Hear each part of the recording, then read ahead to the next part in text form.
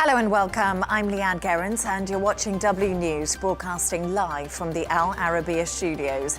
These are our top stories. Zelenskyy unveils an updated peace plan that could see Ukraine withdraw troops from the east. Bethlehem celebrates Christmas for the first time since the Gaza war, while Gaza observes the holiday in mourning and quiet. India makes history as the country launches its heaviest satellite into orbit, paving the way for future space missions.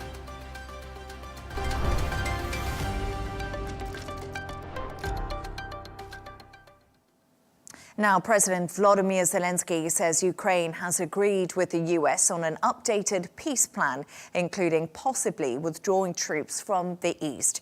He says the 20-point framework offers security guarantees from the US, NATO and European allies, with Russia expected to respond after talks with Washington.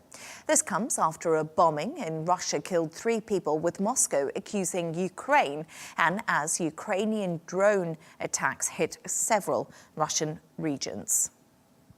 For more on this, I'm joined by former EU Ambassador to Russia, Vygaudas Ušackas. Thank you so much for joining me this evening. I want to begin... Thank you. Good evening. Evening to you.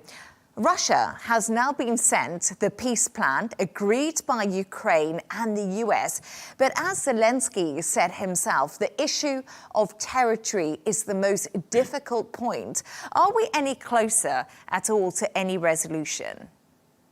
I think we are very close. While territories, of course, is a very difficult one, but the most important for President Zelenskyy, for Ukraine, and I would say for the West, including my country, Lithuania, the Baltics and Poland, is that Ukraine would obtain not a paper guarantees, but a real security guarantees, which would be supported by European troops on the ground and US commitment in support of those troops, so that President Putin or whoever is going to be leader in the future does not repeat a military invasion and provoked war against independent country of Ukraine. And it's really interesting because that leads me on to my next question. So the ball right now is in Russia's court. We're waiting for their response. But in your opinion, will Russia agree to this revised plan, especially point number 5 that you've just talked about, that the US, NATO and European allies of Kyiv will provide Article 5 style guarantees? Because when I speak to people from the Russian side, they tell me the reason this war started is because Ukraine was pushing NATO to join NATO and NATO was creeping closer to Russian borders. Well, that's a very good question. We will only know when we hear what President Putin says, although his spokesperson, Mr. Peskov, if you noted a couple of days ago, had already kind of alluded that, well, you know, I mean, this question is under consideration. So it was not an immediate refusal, as it used to be by Minister Lavrov a couple of months ago. So I think there is something being cooked by a talented double negotiators of Jared Kushner and Steve Witkoff. And I think we will see that coming very time soon. At the same time, you know, if you look strategically, I think clever people in Kremlin and Russia at large are already seeing that it's Russia who is losing. Russia has lost more than 1 million people on the front with Ukraine. Russia has lost 2 neutral countries, Sweden and Finland, joining NATO. And Russia, President Putin, has lost trust from the former allies in Central Asia and Caucasus. I mean, who can trust Russia under current circumstances if they have launched a war against the brotherhood country of Ukraine? So, and I mean, I think on a larger scale, Ukraine is a winner. But I mean, you know, the deal has to be cemented and will have to be supported by a clear security guarantees that repetition of that war is not emerging again in the future. And I find it really interesting that you think Russia is losing this fight, because I've also had many people on right now. We've been talking about Europe, and especially Europe when it comes to giving Ukraine Russian assets. The European Union appeared very, very divided on this decision. They ended up not releasing those Russian assets to Ukraine, and they made a different deal. President Donald Trump has really been pushing Zelenskyy to make concessions where it doesn't appear that Putin has had to make many concessions. So I wonder if you think that Europe has been more divided than ever during this time. Well, we've seen that Europe is awakening and standing by towards a challenge, because in difference to United States. I mean, it's a union of 27 member states with different opinions, and it takes time before we agree on something, before we build consensus. We don't have a European president, EU president as such, with the power of US President Donald Trump, and we are a democracy, not autocracy like in Russia, where President Putin is governing both. I mean, not only government, but also the media and people's minds. So, having said this, of course, Europe has still to play a geopolitical game, which has not been used to do so. I think those, 190 billion or whatever assets, frozen assets in Europe, could be and should be used as a leverage to encourage Putin to introduce a ceasefire and to respect the ceasefire and the peace deal in return of possible defreeze. Hopefully, we'll come back to that in the near future. And it's really interesting because 3 people have been killed in a car bombing in Moscow today. That just days after the death of a Russian general. Authorities in Moscow believe Ukraine could have been behind this attack. How embarrassing is this for President Putin? And is Ukraine sending a signal to the US as these talks continue? Well, what else can Ukrainians do?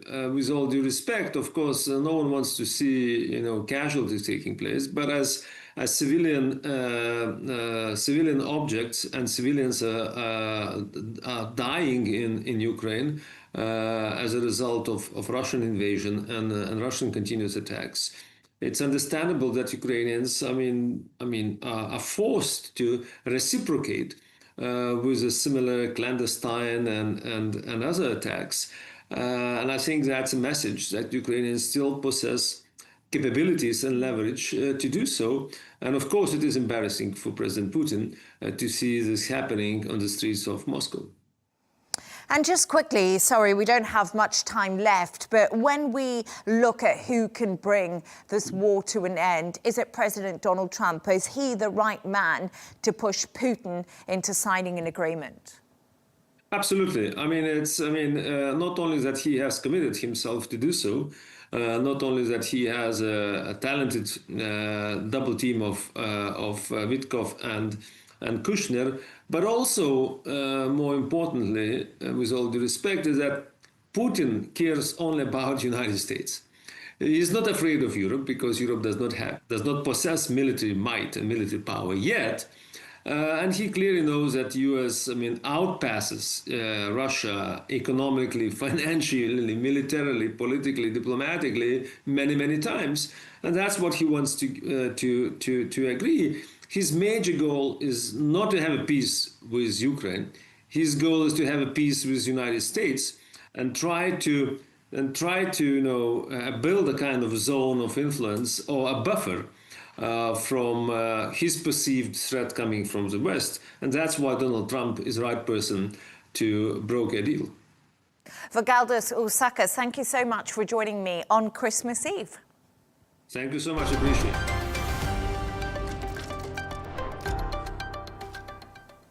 Bethlehem is celebrating Christmas for the first time since the Gaza war, with residents expressing joy as festivities return to the birthplace of Jesus. Meanwhile, in Gaza, Christmas arrives for the third year in silence and grief as families mourn lost loved ones and churches hold only scaled-down services. For more on this, I'm joined by Professor Manuel Hassassian, former Palestinian ambassador to both Denmark and the UK. Manuel, it's a pleasure to have you on. Thank you so much for joining me. My pleasure. My pleasure.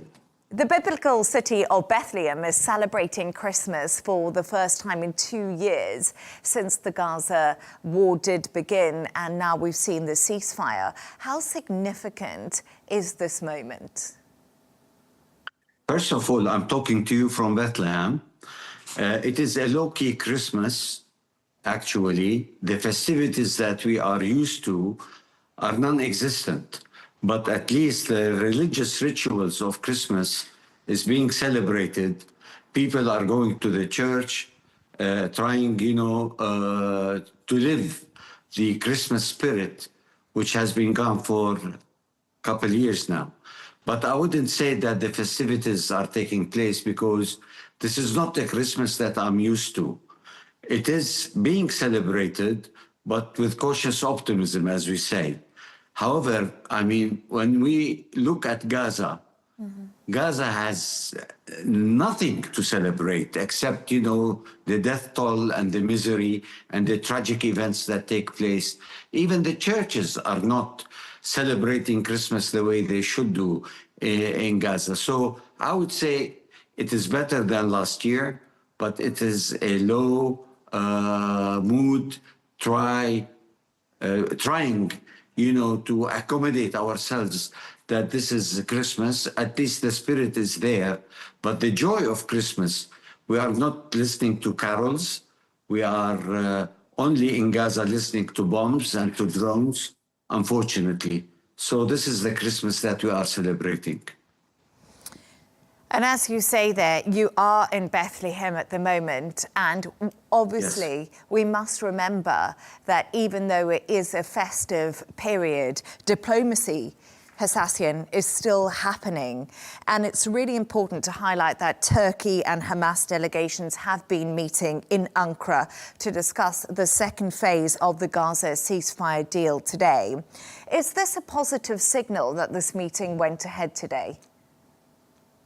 Yes, I think it is positive because I think now Hamas and in particular Turkey is very much interested to be, a potent, active player in this peace process and the question of Gaza.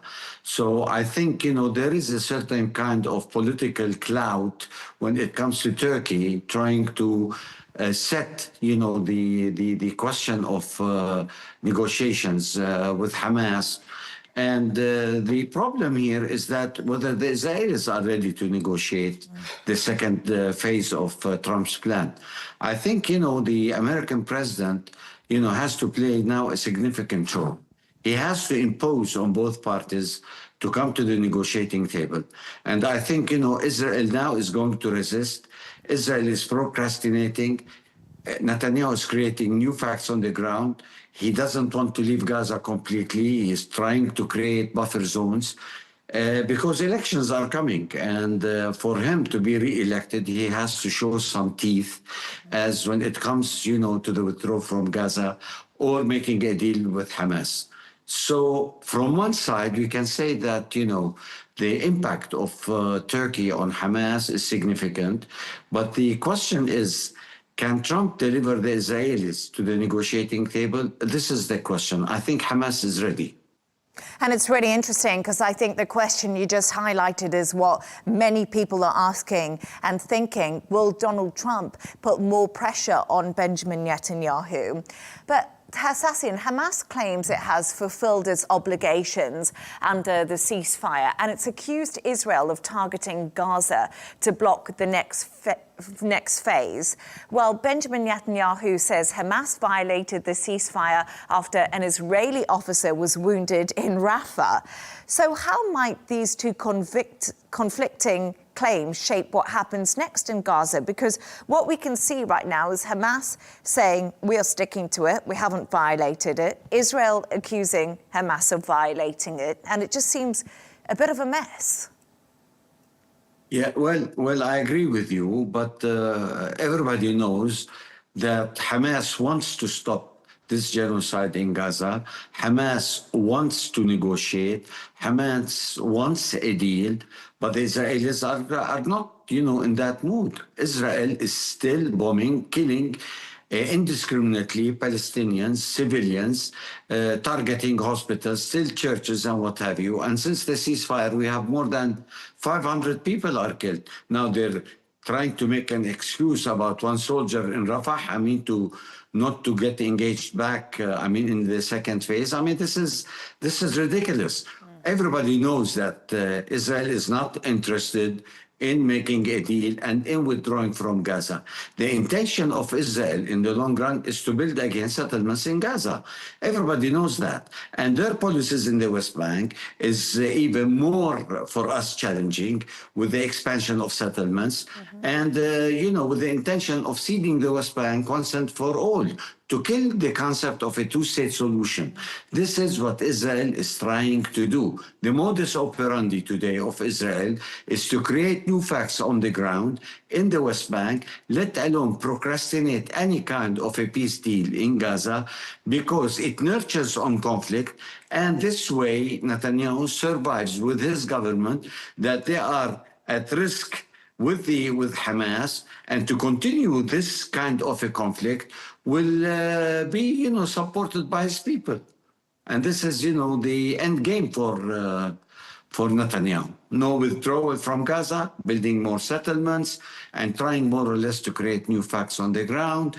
And this is what they want. In the final analysis, Israel wants to cede the West Bank. And then they talk about peace. What kind of peace? When the two-state solution is becoming an illusion, it's no more a reality on the ground. If we look today at the West Bank, it's totally non-geographically contiguous. And we look at, islands of archipelago. There is no continuity there. East Jerusalem is totally blocked from the West Bank. And Gaza is in mess. So how are we going to go back to shoulder the two-state responsibility if all these events are happening on the ground and we don't see, the gavel holder of peace, i.e. supposedly the United States, in putting any kind of pressures on Netanyahu? And this is, where we stand now. We are at a stalemate. There is no hope for progress. And I don't know what is going to trigger to make Israel, understand that this political reality cannot really be sustained. Professor Manuel Hassassian, thank you so much for joining me and for your analysis and thoughts. And I hope that you have a very nice Christmas Eve. Thank you, man. The same to you. Thank Merry you. Christmas. Merry Christmas.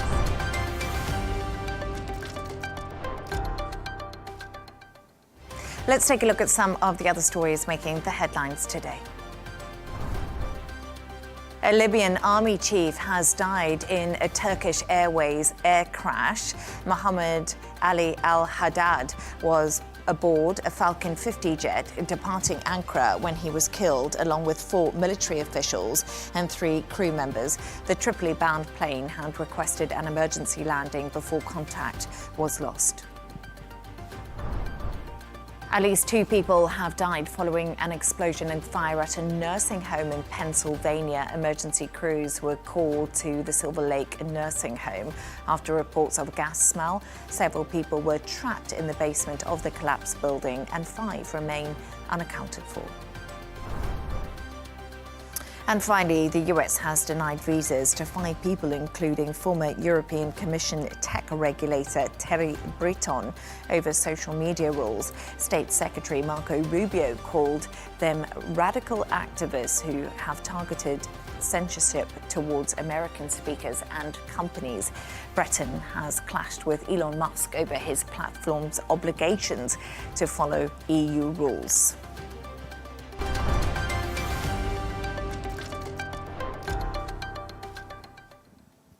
Now, talks are underway between Thailand and Cambodia to end deadly border clashes. At least 40 people have been killed and over 500,000 civilians displaced since fighting erupted in early December. Patrick Falk reports on the challenges any new ceasefire still faces. Even as Thailand and Cambodia are meeting to try and end the fighting, fresh clashes erupted between the two sides on Wednesday. In Ubon Ratchathani province, explosions could be heard in a mountainous area close to the border, followed by the sight of smoke rising above. Reports say troops have been battling around the strategic high ground known as Mountain 677 for several days. Last night there was continuous gunfire, this local resident says. The talks between Thailand and Cambodia are set to last for 4 days and will conclude with a meeting of the two countries' defense ministers. Ahead of the discussions, though, Thailand outlined several demands, including a call for Cambodia to announce a ceasefire before any talks advance. Both countries signed a ceasefire in July. That deal was brokered by US President Donald Trump, but it didn't hold. Earlier this week, Thailand said the agreement was rushed because Washington wanted the declaration signed in time for Trump's participation in a regional summit. Speaking at a press conference, Cambodia's Defense Ministry spokesperson Nong Sakal expressed a desire to return to what was previously agreed. We hope that both Cambodia and Thailand will abide by the previously signed joint peace declaration. Furthermore, we call on the Thai side to unconditionally release the 18 Cambodian soldiers who have been detained. Bangkok has warned if Secretariat-level discussions fail to reach agreement on key matters, the Thai side won't go ahead with the regular General Border Committee meeting on December 27th and won't sign any agreement. The conflict is the worst between ASEAN member states since the association was founded in 1967, and as the fighting drags on, weighs on the bloc's credibility. Patrick Falk, Al Arabiya English.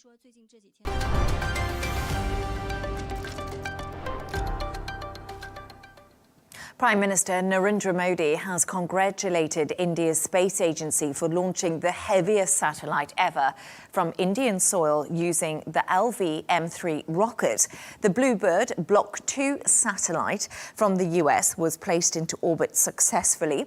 Modi said the launch boosts India's space capabilities, supports future missions, and also strengthens its role in the global space market. For more on this, I'm joined by Major General Dr. Rajan Kochhar, strategic and defence expert. Major General, a pleasure to have you on the show. Thank you for your time this evening. Why is this such a significant milestone for India's space journey? Thank you very much. It's a monumental day for Indian history today that such a heavy lift satellite for the first time, 6.5 tons, has been launched into the orbit. Shows that a strategic patience combined with a cumulative advantage, the way India's space program has progressed over the years. I can take you back to 1962, the INCO SPAR, when Dr. Vikram Sarabhai, he was the father of the India space program. He visualized the entire space program of India. Then in 1963, we had the Thumba, and then 1975, Aryabhat. So progressively, in 1980, we had the SLV-3 launch of Rohini, and we had the ASLVs, and now we have the LV M3, M6. So it is one journey, I would say, that from a space-capable nation, India is today a space-assured nation. And it's a milestone in our own way. We have visualized the space program, reliability, repeatedly, and strategic pressure. You see, we have gone through all these things, and when you study a space program, you need to understand that you will go through failures also. We have gone through failures in our space program, but we have not been deterred by this. So I think from this strategic perspective, if I can say, the LV M3 M6 validates India's position across the three core pillars of space power, that is access, sustainment, and influence. So it is becoming extremely important today in today's scenario, because space technology and space warfare are going to shape the future strength of a country. And from that point of view, I think it's a culmination of a civil military fusion, because this space satellite capability of launch is going to help us in our military dominance over adversary, as well as the commercial aspects, because you see the communication aspects we are talking about are actually a mobile communication. Our satellite actually communication augments the mobile communication. We are talking about 5G, we are talking about 6G. From where this capability comes, it actually comes through the launch of these satellites. Major General, actually, I wanted to ask you a little bit about what you're talking about and connectivity. And I wanted to talk to you about this because AST Space Mobile was the company behind the satellite launched from India. Is this really a threat to Elon Musk's SpaceX connectivity program? Because this seems to be what India is trying to achieve. See, we are not into competition with Elon Musk or anybody like that, and we don't want to threaten anybody in its own this thing. It is basically a convergence of interest, because Elon Musk has also come to India today. You know that he has brought in the technology and he's collaborating with our telecommunication company. So I think it is, we are not into a competition or to tell Elon Musk that you can be you aside, and India is has the technology now to do it themselves, because all these space technologies, when we talk about it, takes time, and these actually commercial innovations, it will take time to fructify into the things on ground. So I don't think we have a competition with Elon Musk as of now. But yes, in a long term, when we talk about long-term capability, a time will come that we have been speaking this word Atmanirbhar Bharat quite often in our country. And this is the message which must go also to the world. That in times to come, India is going to be Atmanirbhar. We may not need Elon Musk in the near future.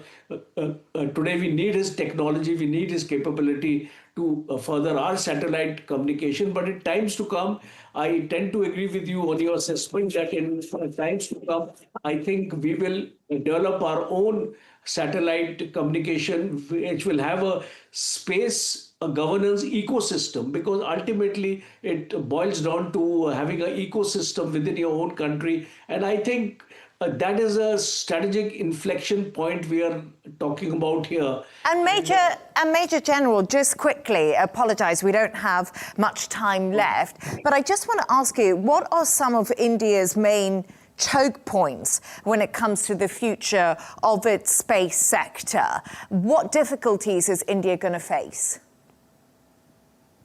See, there are 2-3 aspects as far as the choke points are actually concerned. That one is the choke points in terms of technology, because we need to develop that kind of technology, and the choke points actually relate to research and development, because the actually amount of money we spent on research and development, I think should undergo a change, because the more you spend money on research and development, the more you will be able to get the technology, and the more you will be able to retain your workforce within the country, because our biggest challenge is that our scientists and all these who are highly qualified look for avenues outside India. So how do we create the ecosystem within our own country to retain this talent, within us? I think that is going to be the biggest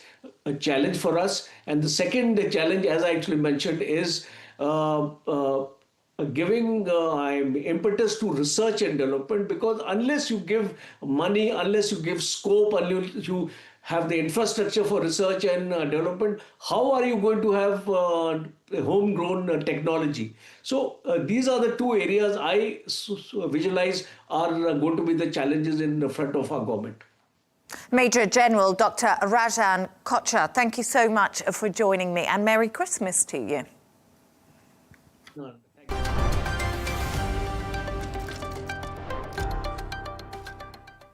Brooklyn Beckham has reportedly blocked his parents and siblings on Instagram after Victoria liked one of his posts, escalating the Beckham family feud.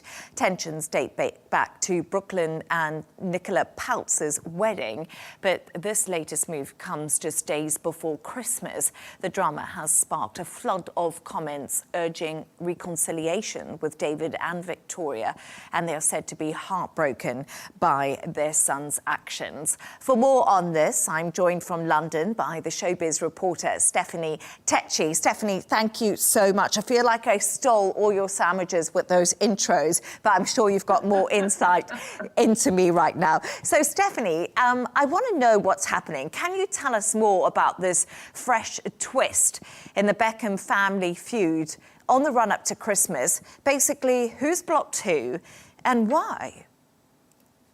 Leigh-Ann, it's quite a sad state of affairs for the Beckhams because, up until a few years ago, you would have felt like this was a very tight-knit family. But this year, stealing the headlines has been at this apparent fallout which has happened between Brooklyn Beckham and his parents and his siblings. So over the weekend, there was a story that came out that Victoria Beckham and David Beckham had unfollowed their son, Brooklyn. So this comes amid headlines upon headlines about this fallout. And then their youngest son, Cruz Beckham, came out and said, look, my mum and dad will never unfollow their son. We've just all woken up and we've all been blocked by Brooklyn. So Cruz has been someone who's been a bit of a spokesperson for the family throughout all these rumors, putting stuff to bed and said, actually, no, we weren't the ones that unfollowed Brooklyn. It was him for unfollowing us. So a lot of people are asking why. Victoria apparently liked a picture of him roasting a turkey, which would just be normal for any mother to do. But for Brooklyn to do this, it's speaking volumes that he is no longer wanting to be in communication with his family. It's been like this for a few months, and it seems like for 2026, it seems like the Beckham family are going to be fractured when it comes to their relationship with Brooklyn. And the rumours surrounding this feud, Stephanie, have been circulating for months. But the big question is, where did this all start? Because I remember even when Nicola Peltz married Brooklyn Beckham, there were rumours of a rift, but no one really knows what was sort of the first thing to ignite this. Wow, apparently what sources have said, many sources have said, it all comes down to Nicola's wedding dress.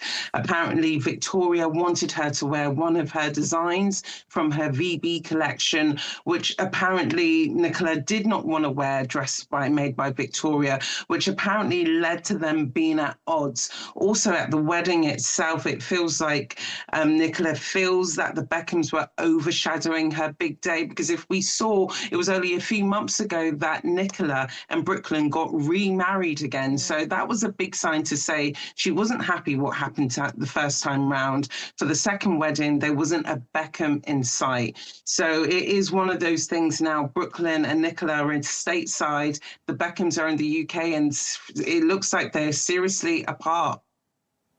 And it's so sad, isn't it? Like you say, it's Christmas. And of course, the image-conscious Beckhams have always had an extremely tight-knit family. We've always seen pictures of them. I remember, I'm that old, when Brooklyn Beckham was born. Yeah, and how exciting that is. But how is this impacting them personally? And of course, the brand Beckham, which has always been so tightly controlled. Well, it seems like as we move into 2026, Leigh-Ann, there is now a new brand Beckham minus Brooklyn. And we can see that Brooklyn is quite eager to build up his own brand with Nicola. And I think what got to him at the beginning of the week was that social media were really pushing him to make amends with his mother. And it feels like the pressure has probably got too much for him. And he's just wanted to draw a line under this to say, I am no longer a part of that family, which is quite sad because I think for Victoria and David, they've always, even despite them being quite popular celebrities, they've liked to keep the scandals under wraps. And I think Brooklyn's latest move is not helping the family image at all. But he clearly has a bee in his bonnet against his family. I actually have seen a lot of comments on social media and on various other sites that everyone's just saying Brooklyn Beckham's basically a brat. I don't know what you think of that, Stephanie. I thought it was quite an interesting take on it. Because, you know, the Nepo baby is something that someone always talks about. I was just about to say that. I think a lot of people think these Nepo babies are quite entitled. Like, if we think about the Beckhams, the fame lies with David for his football. It lies with Victoria for her music. And the kids are just a product of that. And Brooklyn Beckham seems to be, you know, with some of these Nepo babies, they do turn against their parents because sometimes they feel stifled and they want to create their own identity. And looking the way Brooklyn's acting, I pretty much predict next year he will tell his side of the story because there's only so long that he could be painted as a brat. It also damages his reputation when he wants to do things in the States. Good point. And Stephanie, we have to talk about Andrew and Epstein, because this story is not going away, and it's been leading many of the front pages in the UK today where you are. How much pressure is Andrew under right now following the release of this latest batch of Epstein files? Just when you thought, you know, Prince Andrew could probably stick his head up and breathe a bit, he said he's going to move out of Windsor Castle. This is like the Grinch before Christmas for not even Prince Andrew anymore, Andrew Mountbatten Windsor. He would have thought he would have been put things to bed, but no, these files at the moment, they are the files that keep on giving. The latest story that we've all been talking about over here is emails which have come out from the files, which appear to be from Andrew Mountbatten Windsor to Ghislaine Maxwell, apparently asking if she knows any inappropriate friends that he could meet during a business trip in Peru. Andrew hasn't commented on this, but, you know, this is the last thing King Charles needs before Christmas. I think for the king, he's probably thought he put this scandal to bed when he stripped Andrew of his titles and him moving out. But now it seems like a further storm is brewing, and there's going to be more answers that are going to be needed for his brother's part in this scandal, which only seems to be growing. You know, this week we've had so many famous faces who've had to come out and explain pictures, explain them being with Epstein. And for Andrew, this has been ongoing. And I think, you know, he's been stripped of his royal title. He's now moved out. What further can happen to Andrew Mountbatten Windsor? I think quite a lot more, because it detaches from the good work that the royal family have tried to build up the trust of the public over the past few years. But, you know, from what the King's actions in October, he shows that he is very fast at distancing himself from Andrew. Stephanie Tecci, it's an early Christmas present to have you on this evening. Thank you so much for joining me. Thank you, Leigh-Ann. Have a great Christmas. Merry Christmas to you. Have a great Christmas. Stephanie, thank you so much. Take care. See you soon. Bye.